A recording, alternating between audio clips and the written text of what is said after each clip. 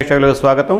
అంతిమంగా ఆంధ్రప్రదేశ్ రాష్ట్ర ప్రభుత్వం ఏర్పాటైంది. ముఖ్యమంత్రిగా నారా చంద్రబాబు నాయుడు, ఉప ముఖ్యమంత్రిగా పవన్ కళ్యాణ్ తో పాటు పలువురు మంత్రిమండలి సభ్యులు ప్రమాణ స్వీకారం చేశారు. 2023 సెప్టెంబర్ 14వ తేదీ సాయంత్రం రాజమండ్రి జైలు వద్ద జరిగినటువంటి సన్నివేశాన్ని గుర్తు తెచ్చుకుంటే తెలుగునాట రాజకీయాలని ఒక మలుపు తిప్పినటువంటి సంఘటనకు పునాది వేసినటువంటి సందర్భంగా గుర్తుండిపోతుంది. పవన్ కళ్యాణ్ గురించి చాలా మంది చాలా రకాలుగా చాలా అంచనాలు వేస్తున్నారు. ఎందుకంటే 2014లో జస్ట్ బిఫోర్ ఎలక్షన్స్ పార్టీ పెట్టిన దగ్గర నుంచి రకరకాలుగా ఆయన విధానాన్ని మార్చుకున్నారు, మాటలను మార్చారు, అంచనాలను మార్చుకున్నారు, అభిప్రాయాలను మార్చుకున్నారు.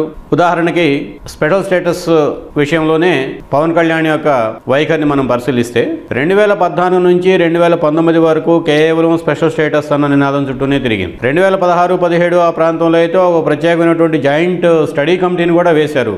రిటైర్డ్ జడ్జి, అట్లాగే ఫార్మర్ బ్యూరోక్రాట్స్, రిటైర్ అయినటువంటి ఉన్నత స్థాయిలో పదవి బాధ్యతలు చేపట్టినటువంటి అధికారులు, ఐఏఎస్ ఆఫీసర్స్ లాంటి వాళ్ళు, సామాజిక కార్యకర్తలు, రాజకీయ నాయకులు, వీళ్ళందరితోటి ఒక స్టడీ కమిటీ వేసి ఈ రాష్ట్రానికి స్పెషల్ స్టేటస్ అవసరం ఉందా లేదా అన్న అభిప్రాయం పైన అధ్యయనం చేయించారు. అంతిమంగా ఆ కమిటీ తన నివేదిక ఇచ్చింది. ఈ అధ్యయనం ఫలితంగా స్పెషల్ స్టేటస్ ఈ రాష్ట్రానికి అవసరం అని చెప్పి మనందరూ తెలిసిందే. 2014లో పార్లమెంట్ లో ఆంధ్రప్రదేశ్ విభజన చట్టం ఆమోదం పొందుతున్నటువంటి సందర్భంలో సరే ఆ రోజు ఉన్నటువంటి ఈ రోజు ఆంధ్రప్రదేశ్ కి ప్రాతినిధ్యం వహిస్తున్నటువంటి రాష్ట్ర రాజకీయ నాయకులు కానీ పార్టీలు కానీ నిర్దిష్టమైనటువంటి అవగాహన వైఖరి తీసుకోకపోవడం వల్ల మనం ఈ స్థితికి వచ్చాం. తెలుగు రాష్ట్ర రాజకీయాలు ఈ రోజు స్పెషల్ స్టేటస్ చుట్టూ తిరుగుతూ ఉంది. 2018 నుంచి 2019 మధ్యలో మరలా స్పెషల్ స్టేటస్ గురించి మాట్లాడటం మానేశారు. ఒకే రాష్ట్రం ఒకే రాజధాని అన్న నినాదాన్ని ముందు తీసుకొచ్చారు. అట్లాగే 2019 తర్వాత ఎన్నికలు అవ్వంగానే 2019 ఎన్నికలు మీ అందరూ తెలిసే ఉంటుంది. Pawan Kalyan CPI, CPM, BSP తోటి కలిసి జట్టుకట్టి ఎన్నికల్లో నిలబడ్డారు.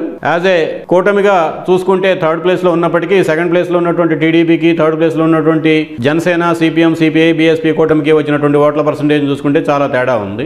ఆ స్థితి నుంచి 2024 వచ్చేటప్పటికి ఒక పరిణితి చెందినటువంటి రాజకీయ నాయకుడు రూపంలో మనకి పవన్ కళ్యాణ్ కనిపిస్తూ ఉంటారు. అనేక సందర్భాల్లో అనేక అంశాల్లో ఆయన తీసుకున్నటువంటి వైఖరి కానీ 2019లో పార్లమెంట్ ఎన్నికలు, అసెంబ్లీ ఎన్నికలు అయిపోయిన తర్వాత సుమారు సెప్టెంబర్, అక్టోబర్ ఆ ప్రాంతంలో అనుకుంటాను ఢిల్లీ వెళ్లి జేపీ నడ్డాని కలిసి వచ్చిన తర్వాత, అప్పుడు బీజేపీ జాతీయ అధ్యక్షుడు, ఆయన కలిసి వచ్చిన తర్వాత ఓ సింగిల్ పాయింట్ ఎజెండా మీదకి వచ్చేసారు. Anti YCP, anti Jagan. అడపాదడపా సినిమాలు, షూటింగ్లు వీటితో వెళ్తూనే వివిధ సందర్భాల్లో బహిరంగ సభలు, ఆత్మగౌరవ సభలు జరిపి తాను రాజకీయ రంగంలో ఉన్నాను అన్న అభిప్రాయం అయితే కలిగించారు. 2014 నుంచి చూసుకున్నప్పుడు అనేక సందర్భాల్లో ఈ ఉట్పటాంగ్ అంటాం, ఎత్తుపల్లాలు ఆయన మాటల్లోనూ రాజకీయ కార్యాచరణలోనూ మనం చూస్తూ ఉంటాం. ఆ మధ్యకాలంలో ఒక రాష్ట్రానికి సంబంధించినటువంటి సమగ్రమైనటువంటి అభివృద్ధి పథకాన్ని మేము రూపొందిస్తున్నాము, అందుకోసం 2 సంవత్సరాల పాటు నేను క్రియాశీలక రాజకీయాలు దూరంగా ఉంటాను అని చెప్పి ఆయన ఒక ట్విట్టర్లో పోస్ట్ కూడా పెట్టాడు. ఇవన్నీ పరిశీలించినప్పుడు ఈ రోజు రాష్ట్ర అభివృద్ధి పథాన్ని తీర్చిదిద్దే కీలకమైనటువంటి బాధ్యతల్లో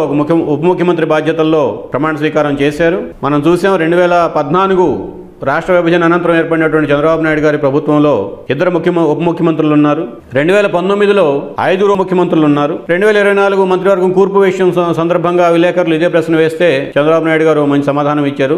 వాస్తవం కూడా ఉప ముఖ్యమంత్రుల్ని ఎక్కువ మందిని తీసుకొని పవన్ కళ్యాణ్ యొక్క విలువను తగ్గించడానికి నేను సిద్ధంగా లేను అని 2023 సెప్టెంబర్ 14వ తేదీ రాజమండ్రిలో జరిగినటువంటి సంఘటన లోకేష్, బాలకృష్ణ, పవన్ కళ్యాణ్ వీళ్ళ ముగ్గురు అక్కడ చేసినటువంటి ఉపన్యాసాలు, దాని తర్వాత తెలుగుదేశానికి బీజేపీకి మధ్య ఉన్నటువంటి దూరాన్ని తగ్గించడంలో పవన్ కళ్యాణ్ పోషించినటువంటి క్రియాశీలక పాత్ర, అనేక మంది పవన్ కళ్యాణ్ అభిమానులు కూడా విమర్శించినప్పటికీ, అభ్యంతరాలు వ్యక్తం చేసినప్పటికీ రాష్ట్రంలో వైసీపీ ధాటిని తట్టుకోవడానికి టీడీపీ నాయకత్వంలో రాష్ట్ర రాజకీయాలను మలుపు తిప్పినటువంటి సంఘటన. అప్పటి వరకు 2019లో ఓడిపోయిన తర్వాత తెలుగుదేశం దాదాపుగా నిర్వీర్యం అయిపోయి నిశ్చేష్లుడినటువంటి పరిస్థితి. ఎక్కడ కార్యకలాపాలు లేవు, కార్యక్రమాలు లేవు, ఆందోళనలు లేవు, ప్రభుత్వ వ్యతిరేక ఉద్యమాలు లేవు, అడపాదడపా చంద్రబాబు నాయుడు గారు ఇచ్చే ప్రెస్ నోట్లు, ప్రెస్ కాన్ఫరెన్స్లు తప్ప. అటువంటి తెలుగుదేశానికి ఊపిరి పోయటానికి పునాది వేసినటువంటి సంఘటన 2023 రాజమండ్రి సమావేశం. సో ఆ రోజు నుంచి ఈ రోజు చూసుకున్న ఈ రోజు వరకు జరిగిన పరిణామాలను కనుక మనం పరిశీలిస్తే ఒక సంవత్సర కాలంలోనే పెద్ద ఎత్తున మార్పులు వచ్చాయి.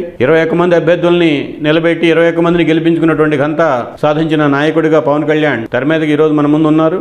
అటువంటి పవన్ కళ్యాణ్ రాష్ట్ర రాజకీయాల మలుపు తిప్పినటువంటి కూటమిని జట్టుకట్టడంలో కీలక పాత్ర పోషించినటువంటి పవన్ కళ్యాణ్ ఇదే రకమైనటువంటి కీలక పాత్ర రాష్ట్ర అభివృద్ధి విషయంలోనూ, అభివృద్ధి వ్యూహాన్ని విషయంలోనూ, అమరావతి లేదంటే రాజధాని విషయంలోనూ ప్రభుత్వాన్ని ఒక దారిలో పెట్టడానికి కావాల్సినటువంటి చైతన్యాన్ని, నైపుణ్యాన్ని, సామర్థ్యాన్ని ప్రదర్శిస్తారా రానున్న 5 సంవత్సరాలలో మనం చూడాల్సినటువంటి విషయం.